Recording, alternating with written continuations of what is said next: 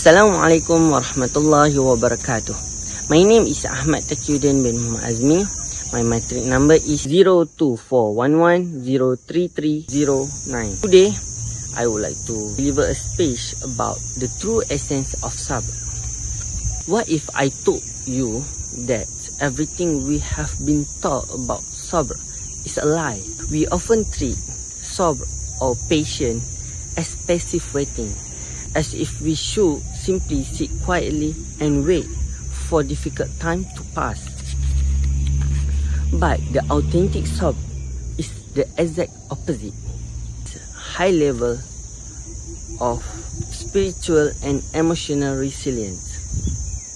It is the ability to maintain a positive attitude and continue taking a proactive step towards our goals, even the odds are stacked against us. According to Muhammad Faris in his book Productive Muslim, remaining passive during hardship is a common misunderstanding that weakens productivity in our society.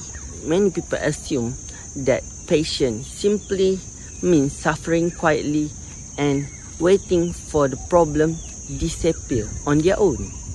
However, the true essence of sabr is not remaining idle when things go wrong, but showing resilience, perseverance, and strength. Therefore, we need to understand the true essence of sabr.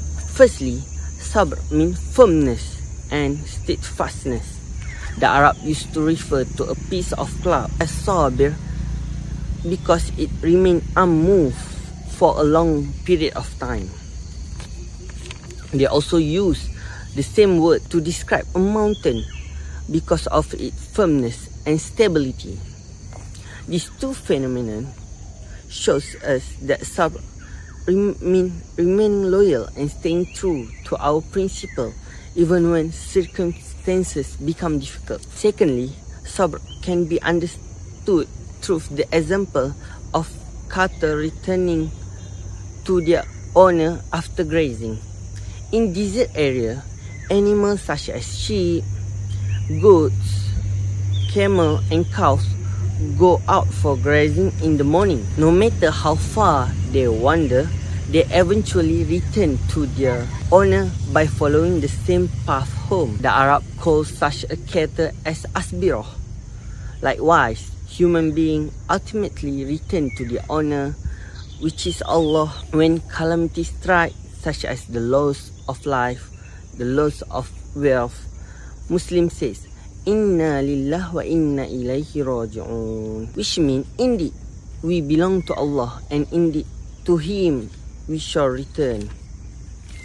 This teaches us that sabr is not merely enduring hardship, but trusting Allah, relying completely upon Him, and remain connected to Him during difficult time. Lastly, sabr is like cactus.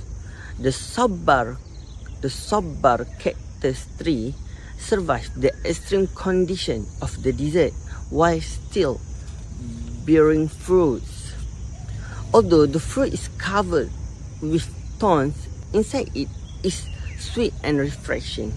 However, it takes painful, careful and consistent effort to pluck and peel the fruit before enjoying its sweetness.